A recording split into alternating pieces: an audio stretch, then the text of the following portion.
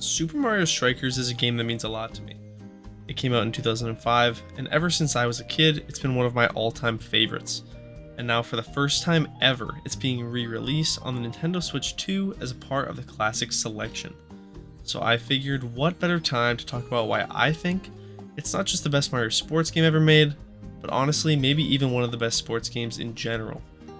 I really hope that you enjoyed the video, and if you haven't played Strikers before, I hope you consider giving it a try. And hey, if you end up liking the video, please feel free to subscribe. I would really appreciate it. But that's enough talking, let's get right into it.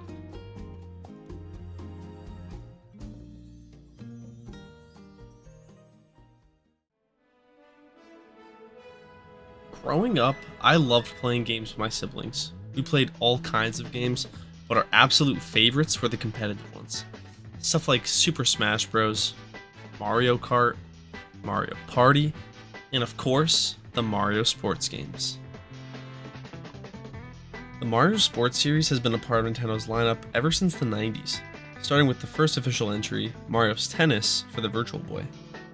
Now, the Virtual Boy didn't last long, and for good reason, but that definitely wasn't the case for sports titles like Mario's Tennis. They really started to gain traction with the Nintendo 64 and Game Boy Color. Mario Golf and Mario Tennis both released with versions for the N64 and Game Boy Color, were the first major sports games in the Mario series. The Nintendo 64 versions played more like traditional sports games, while the Game Boy Color versions actually leaned more into the RPG mechanics fused with gameplay of that title's sport, which is still extremely unique and enjoyable today. After establishing 3D gameplay with the N64 though, Nintendo knew that they needed to dial it up a notch for their new upcoming console, the Nintendo GameCube. And well, they definitely did.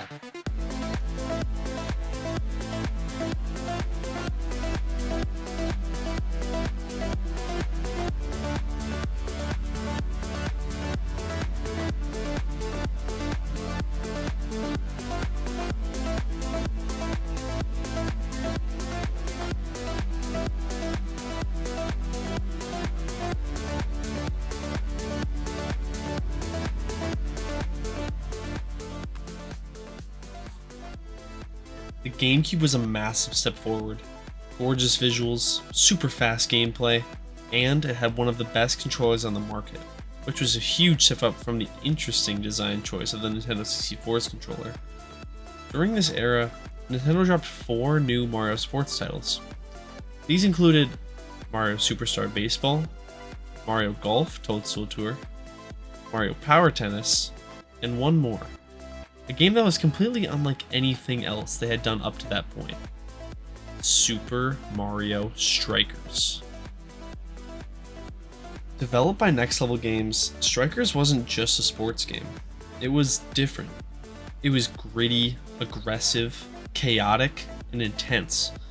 No Mario game had ever been like this. And needless to say, I was hooked as a kid. Whether it was watching Donkey Kong launch into the air to punch the ball into the goal, or seeing Bowser crash onto the field to cause trouble, it was wild. But we'll get more into that later. Let's start with how the game actually plays.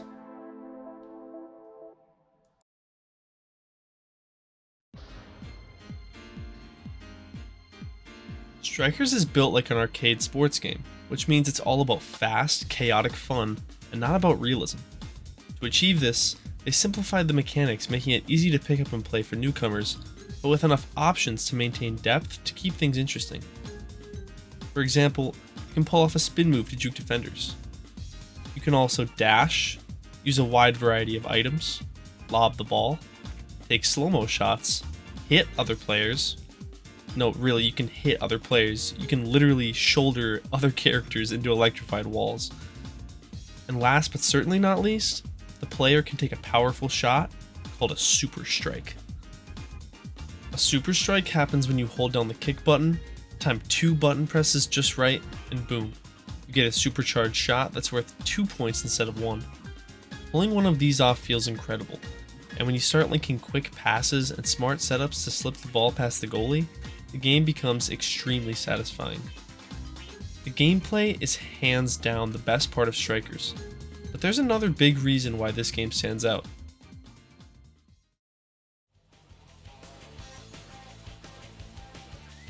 Striker's art style and tone were unlike anything else in the Mario universe. It was bold, edgy, and above all else, straight up aggressive. There were 9 captains in total: Mario, Luigi, Peach, Daisy, Donkey Kong, Yoshi, Wario, Waluigi, and one more unlockable team that we'll get to in a second. Then you've got 4 sidekicks to pick from: Toads, Birdos, Hammer Bros, and Koopa Troopas. But through a secret unlockable, you can fight and unlock the Super Team. The Super Team is an entire team of robots, and it is unlike anyone else in this cast of Mario characters. Characters who, by the way, look as if they're out for blood on that field. Mario and Luigi are at each other's necks, Peach and Daisy are trying to outsass each other, Donkey Kong is just straight up breaking the cameras, but Wario and Waluigi, they're just out there enjoying their time in the spotlight. They are easily some of the most funny and expressive characters in this game. The game's over-the-top aggression and attitude fits the gameplay perfectly. It all just works together. The visuals, the music, the chaos, it all goes together perfectly to create a truly unique and entertaining experience. But there is one downside of the game that I have to bring up.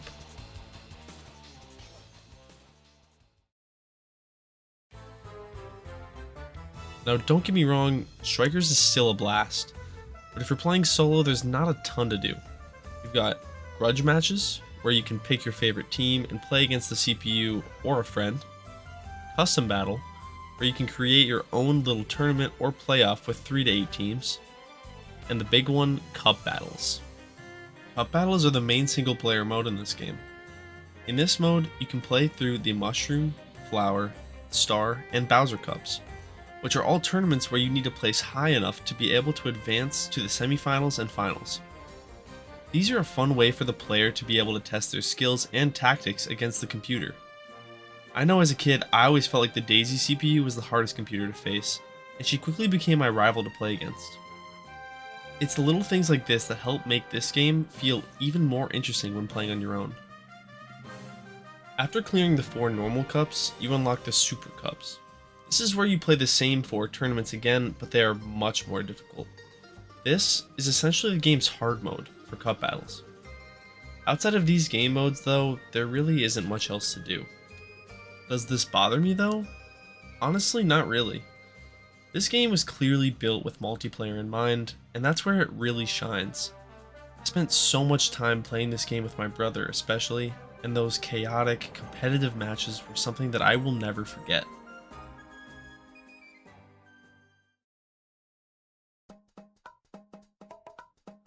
Now that Super Mario Strikers has finally been re-released for the first time ever on the Switch 2, not only can I play Strikers against my brother once again online, but now it gives an entirely new generation the chance to experience the beauty that is Super Mario Strikers. Well, other than Mario Strikers Battle League, but that game was a huge letdown. It was supposed to be the big comeback for the series back in 2022, and instead it just kind of flopped. Before that, the last new entry was Mario Strikers Charged on the Wii in 2007, which was fantastic, don't get me wrong, but for me, even 20 years later, the GameCube original will always be my favorite. And I think that about wraps up the video. Thank you so much for watching. This is my first ever YouTube video, and I've been wanting to make something like this for a long time. I have a lot more ideas for videos too, so if you enjoyed this one or have ideas for videos of your own that you'd like to see, then please just leave a like and a comment letting me know what you thought. I would really appreciate it. And be sure to go follow my Twitch account as well. The link is in the description.